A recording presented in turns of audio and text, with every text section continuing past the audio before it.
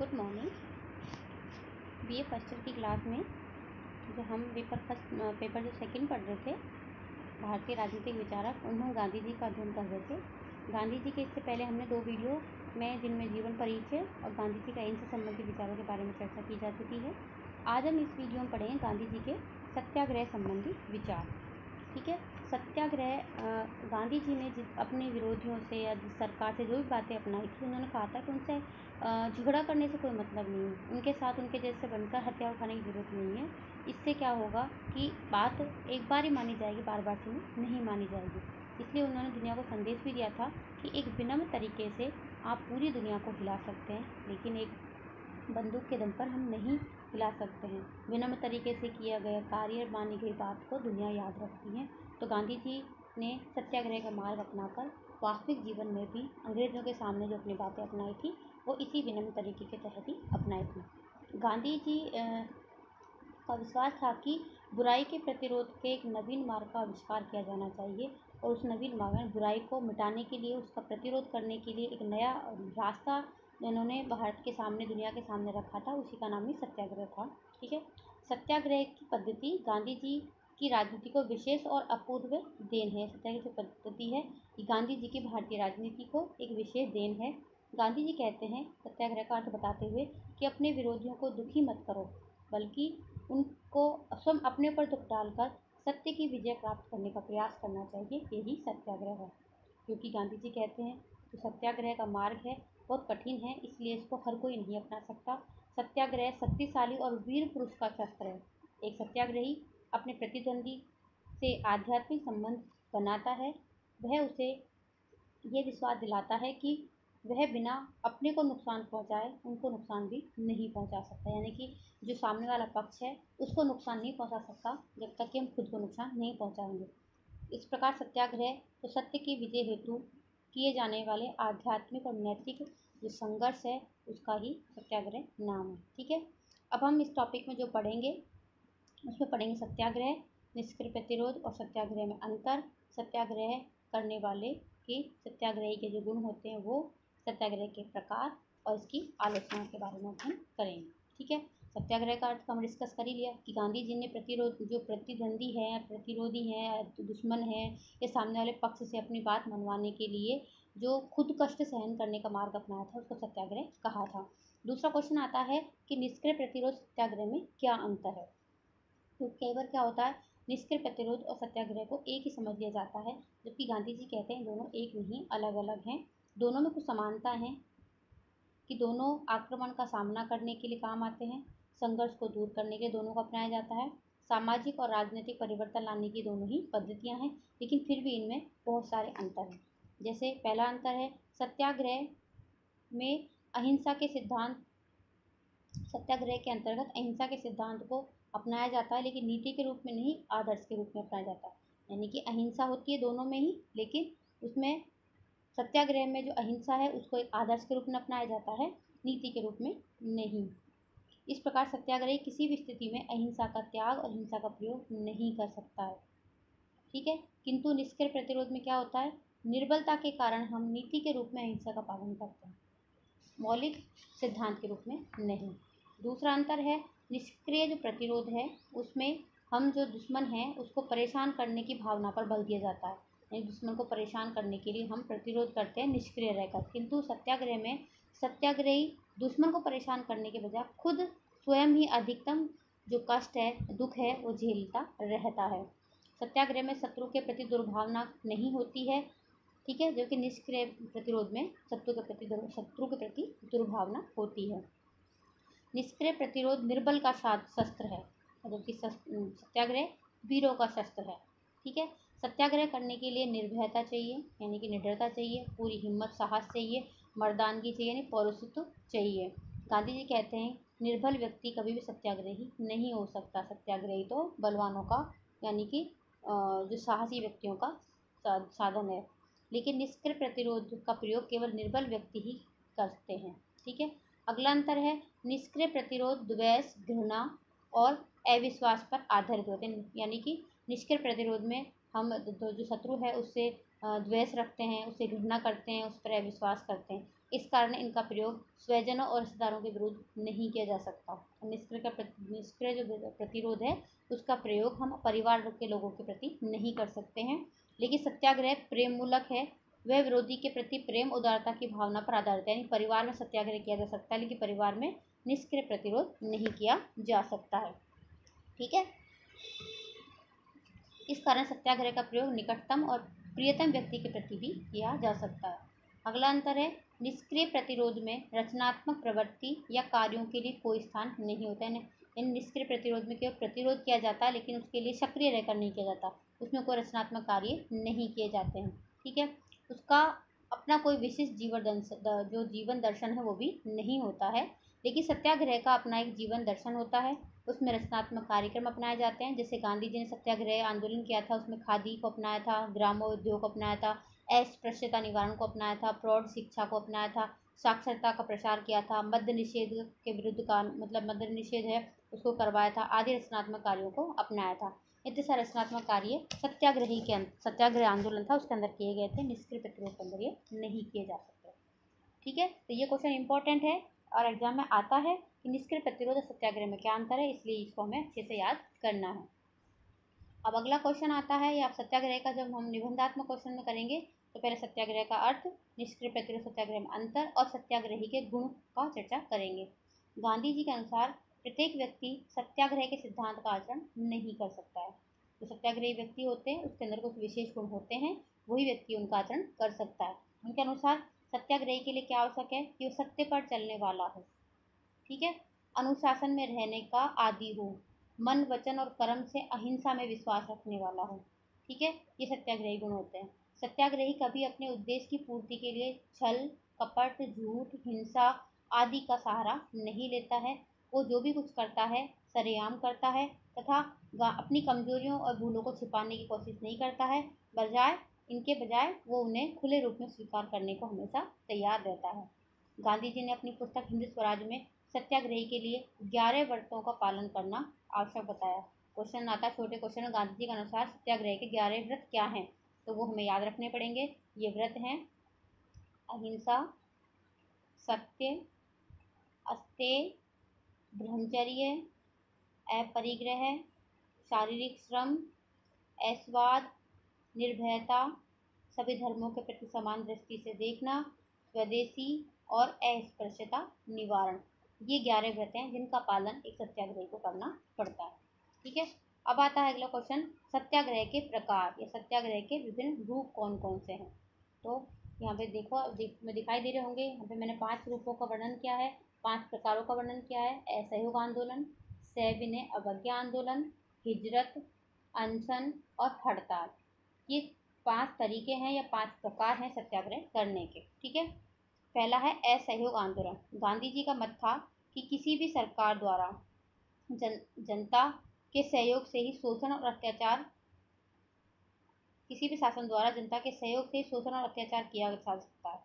यदि ऐसी स्थिति में जनता के साथ सहयोग करने से या जनता उसके साथ सहयोग करने से इनकार कर दे तो शासन द्वारा ऐसा कार्य नहीं कर सकता। कहने का मतलब ये है कि कोई भी सरकार हो, कोई भी शासन प्रणाली हो, कोई व्यक्ति, जब तक जनता उसमें सहयोग नहीं देती है तब तक वो अपने बुरे कारनामों में मतलब वो सफल नहीं हो सकता।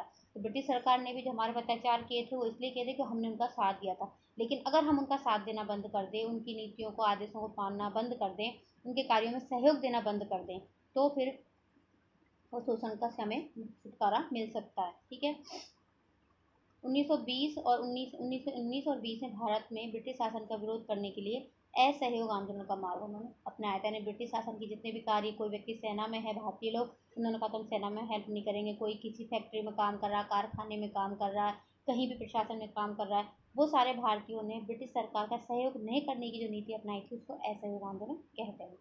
दूसरा है सविनय अवज्ञा आंदोलन। सविनय मतलब हम एक एप्लीकेशन लिखते हैं ना, सविनय नम्र निवेदन है कि, तो नम्र निवेदन से यानी कि बिल्कुल विनय सहित ही सरकार की आज्ञाओं का अवहेलना करने का आंदोलन। सत्याग्रह का असहयोग से अधिक महत्वपूर्ण प्रभाव सविनय अवज्ञा है। गांधी जी इसे पूर्ण प्रभावदायक और सैनिक विद्रोह का रक्तहीन एक विकल्प कहते हैं। यानी कि सैनिक विद्रोह कर दो, यानी कि ब्रिटिश सरकार की आज्ञाओं का पालन मत करो। एक तरह से ये बिना खूनी क्रांति के बिना खून बहाए क्रांति का एक रूप है। सविनय का मतलब होता है अहिंसक, यानी जिसमें हिंसा नहीं हो, विनय पूर्वक यानी साधारण तरीके से कानून की अवज्ञा करना, यानी कानून को नहीं मानना।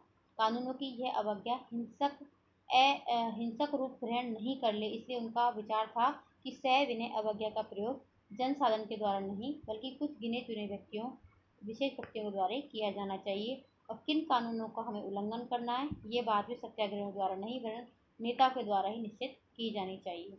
ठीक है, यानी गांधी जी ने जो सविनय अवज्ञा आंदोलन चलाया था उसको पूरी जनता को अपनाने के लिए नहीं कहा था, क्योंकि पूरी जनता ऐसा नहीं कर सकती, उसको ये पता नहीं होता कि कौन से कानून को मानना और कौन से कानून की अवहेलना करनी। इसलिए कहा था कि साधारण जनता इसका प्रयोग नहीं करेगी, केवल कुछ गिने चुने जो लोग हैं वही सविनय अवज्ञा आंदोलन को संचालित करेंगे, और उनको भी कौन से कानून का उल्लंघन करना है ये वो डिसाइड नहीं करेंगे, बल्कि ये नेता डिसाइड करेंगे। 1931 में नमक आंदोलन के रूप में महात्मा जी ने, जो महात्मा गांधी थे, उन्होंने इसी शस्त्र का यानी सविनय अवज्ञा आंदोलन का प्रयोग किया था और नमक बनाकर नमक कानून को तोड़ा था। ठीक है, हिजरत या प्रव्रजन, ये भी सत्याग्रह का रूप है। इसका मतलब होता है स्थायी निवास का स्वेच्छा से परित्याग करना, यानी स्थान परिवर्तन करना। स्थान परिवर्तन करने को बोलते हैं हिजरत। ठीक है, एक ऐसे व्यक्ति जो अपने आप को पीड़ित अनुभव करते हों, आत्मसम्मान रखते हुए उस स्थान में नहीं रह सकते हों और अपनी रक्षा के लिए हिंसक शक्ति का प्रयोग नहीं रखते हों, हिंसक शक्ति अपने पास नहीं, यानी कि किसी स्थान पर सम्मानजनक नहीं रह पाता हो और वो उनका प्रतिरोध करने के उसके पास कोई हिंसा साधन भी नहीं है, तो उसे हिजरत का प्रयोग करना चाहिए, यानी कि उसको वो जगह छोड़ देनी चाहिए। 1918 में बारडोली, 1939 में विट्ठलगढ़ और लिम्बड़ी में जनता को गांधी जी के द्वारा हिजरत का सुझाव दिया गया था। गांधी जी ने जनता को कहा था कि तुम हिजरत का प्रयोग करो, इस जगह को छोड़ दो, क्योंकि ये जगह तुम्हारे सम्मानजनक रहने लायक नहीं है। अगला है अनशन। अनशन का तो गांधी जी ने हमेशा ही किया था। इसके जो खूब सारी, जब भी कोई नेता, जब भी कोई लोग जैसे अनशन पर बैठते हैं तो बोलते हैं गांधीवादी नीति को अपना रहे हैं। ठीक है, सत्याग्रह का एक दूसरा रूप, अन्य रूप और है अनशन, जिसका आजकल बड़ा ही गलत तरीके से प्रयोग किया जाता है। ठीक है, गांधी जी इसे अत्यधिक उग्र शस्त्र समझते थे और उनका विचार था कि अनशन को अपनाने में बहुत ज़्यादा सावधानी रखनी चाहिए। अनशन केवल कुछ विशेष अवसरों पर आत्मशुद्धि यानी खुद की आत्मा की शुद्धि के लिए और अत्याचारियों का जो दिल है उसको परिवर्तित करने के लिए इसका प्रयोग किया जाना चाहिए। क्योंकि आजकल तो क्या करते हैं, हम कोई बात हुई अनशन पर बैठ जाते हैं, सरकार से कोई बात मनवानी अनशन पर बैठ जाएंगे, कॉलेज में कोई बात मनवानी अनशन पर बैठ जाएंगे। तो ऐसा हर बात मनवाने के लिए नहीं, कुछ विशेष परिस्थितियों में अपनी खुद की आत्मा की शुद्धि के लिए और अगला जो कोई अत्याचार कर रहा है कोई भी, उसकी हृदय परिवर्तन के लिए इसका प्रयोग करने के फेवर में थे गांधी जी। इसके अतिरिक्त इस अस्त्र का प्रयोग हर किसी व्यक्ति द्वारा नहीं बल्कि आत्मिक बल संपन्न व्यक्तियों के द्वारा यहाँ तो, लेकिन हर कोई करता है वर्तमान, यानी कि सबसे ज़्यादा गलत प्रयोग इस गांधी जी के इस सत्याग्रह के जो प्रकार है उसका ही किया जाता है। क्योंकि सफल प्रयोग के लिए मानसिक शुद्धता, अनुशासन और नैतिक मूल्यों में आस्था होनी चाहिए, जो हर किसी व्यक्ति में नहीं होती है। सत्याग्रह का जो लास्ट प्रकार है वो है हड़ताल। ठीक है, हड़ताल के संबंध में गांधी जी का विचार, यानी हड़ताल गांधी ने समर्थन तो किया था, लेकिन जो समाजवादी और साम्यवादी जो हड़ताल का समर्थन करते थे श्रमिकों के फेवर में, वो गांधी जी उससे सहमत नहीं थे। गांधी जी वर्ग संघर्ष की धारणा में बिल्कुल विश्वास नहीं करते थे और उनके अनुसार हड़ताल आत्मशुद्धि के लिए किया जाना वाला एक, यानी हड़ताल का मतलब क्या है, खुद की आत्मा की शुद्धि के लिए, आत्मशुद्धि के लिए किया जाना वाला एक स्वैच्छिक प्रयत्न है, जिसका लक्ष्य स्वयं को कष्ट पहुंचाना होता है, स्वयं कष्ट सहन करते हुए विरोधी का हृदय परिवर्तन करना होता है। ठीक है, हड़ताल में स्वयं को कष्ट सहन करना पड़ता है, अनशन में भी स्वयं को कष्ट सहन करना पड़ता है। ठीक है, हड़ताल में सारे काम रोक दिए जाते हैं, अनशन में अकेला व्यक्ति खाना पीना छोड़कर शरीर को कष्ट देता है और अपनी बात को मनवाने की कोशिश करता है। गांधी जी के अनुसार हड़ताल करने वाले व्यक्तियों की मांगे होती हैं वो स्पष्ट होनी चाहिए, उचित होनी चाहिए, हर किसी मांग के लिए हड़ताल नहीं करनी चाहिए। ठीक है, इस प्रकार गांधी जी के द्वारा न केवल आंतरिक क्षेत्र में बल्कि विदेशी आक्रमण की स्थिति में भी सत्याग्रह का सुझाव दिया गया था। कोई विदेशी भारत पर आक्रमण कर दे तो भारत को उसका प्रतिकार करने के बजाय सत्याग्रह करना चाहिए, ऐसा गांधी कहते हैं। इसीलिए इसकी आगे आलोचना भी आएंगी। ठीक है, अब आएगा अगला इसकी आलोचनाएं आएंगी। गांधी जी के सत्याग्रह संबंधी विचारों का मूल्यांकन या उनकी आलोचनाएं। गांधी जी ने सत्याग्रह का यदि एक और कुछ व्यक्तियों ने बहुत अधिक गुणगान किया, यानी कि कुछ व्यक्तियों ने बहुत अधिक इसका समर्थन किया, सत्याग्रह में अच्छी चीज़ें देखी, इसको अपनाए जाने का समर्थन किया था, लेकिन दूसरी ओर कुछ व्यक्तियों ने इसकी कटु आलोचना की। देखो, कोई भी चीज़ होती है, कोई विचार होता है, कोई भी सिद्धांत होता है, तो सब लोग उससे सहमत नहीं होते। कुछ उसकी प्रशंसा करते हैं, उसको महत्वपूर्ण मानते हैं, उसका महत्व समझते हैं, उसकी आवश्यकता को समझते हैं, लेकिन कुछ लोग उसको आलोचना ज़्यादा करते हैं, उसमें बुराइयाँ ज़्यादा ढूंढते हैं। तो हर चीज़, जैसे गांधी जी की भी सत्याग्रह के बारे में इसी तरह के विचार हैं। तो आलोचक क्या कहते हैं? पहली आलोचना में, सत्याग्रह अहिंसा की धारणा के अनुकूल नहीं है। गांधी जी कहते हैं सत्याग्रह अहिंसक है, अहिंसा की धारणा का अनुकूल है, लेकिन जो विरोधी हैं या जो आलोचक हैं, विरोधी नहीं कहेंगे यहाँ पर, आलोचक कहेंगे, आलोचक हैं, वो कहते हैं सत्याग्रह की धारणा अहिंसा के अनुकूल नहीं है। ठीक है।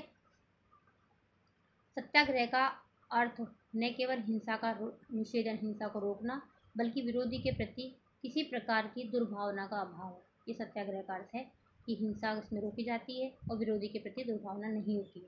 अहिंसा का मतलब होता है मन, वचन, कर्म किसी भी रूप में हिंसा का प्रयोग नहीं किया जाना चाहिए और विरोधी को, मन को भी दुखी नहीं पहुंचाना चाहिए। जबकि सत्याग्रह के अंतर्गत व्यक्ति के मन को कष्ट पहुंचाया जाता है। आलोचक कहते हैं सत्याग्रह से उन व्यक्तियों को कष्ट, मानसिक और कई बार शारीरिक कष्ट पहुंचता है जिनके विरुद्ध सत्याग्रह का व्यवहार किया जाता है।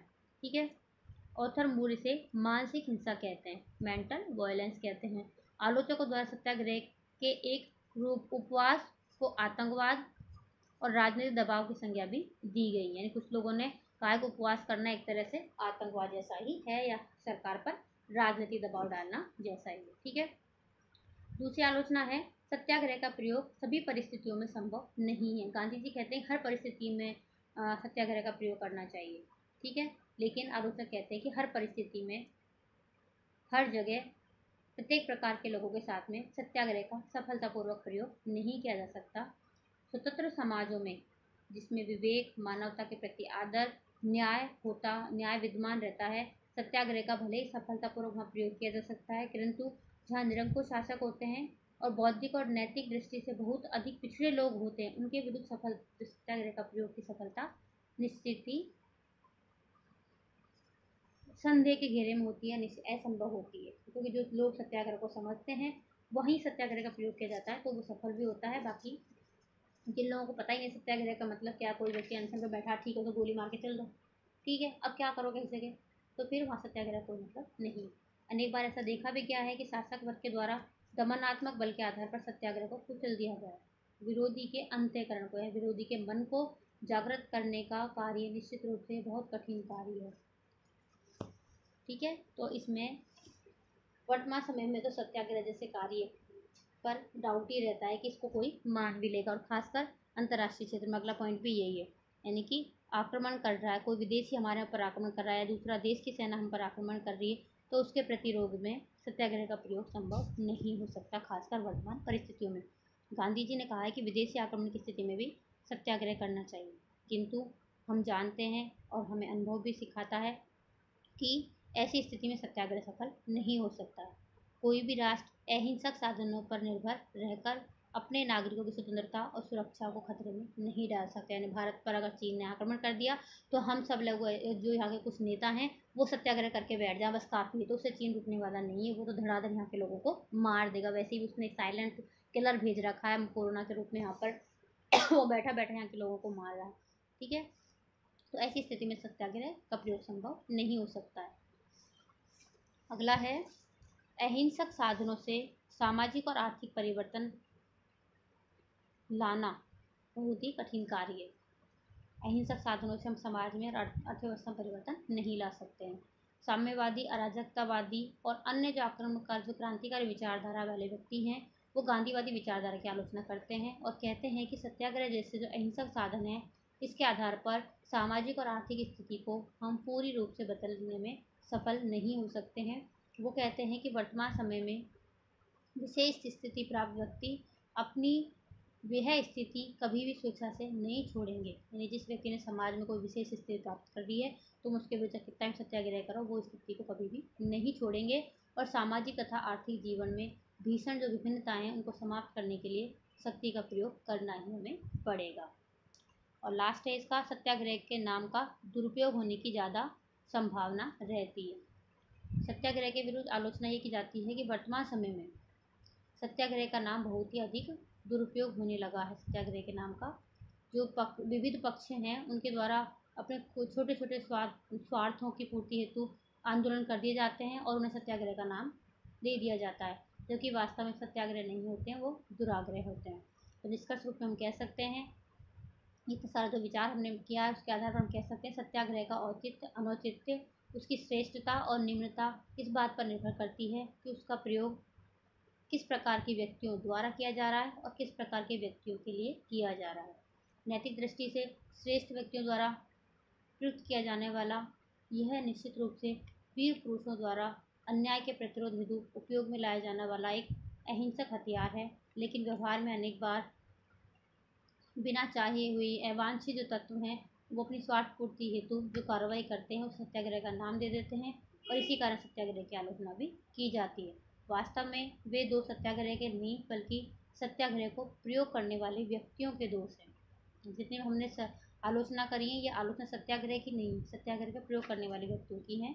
ठीक है, इस संबंध में ये हमें याद रखना चाहिए कि स्वयं गांधी जी के द्वारा सत्याग्रह के नियम और सत्याग्रह के गुणों का उल्लेख भी किया है। सत्याग्रह में क्या गुण होने चाहिए, सत्याग्रह करने के क्या नियम होने चाहिए, और यदि उनका पालन किया जाए तो निश्चित रूप से सत्याग्रह श्रेष्ठ, नैतिक और अहिंसक तथा अत्यधिक प्रभावशाली शस्त्र है। ठीक है, इस प्रकार गांधी जी का सत्याग्रह है ये मतलब ये कोई अनुपयोगी चीज़ नहीं है। आज के लिए इतना ही। Thank you.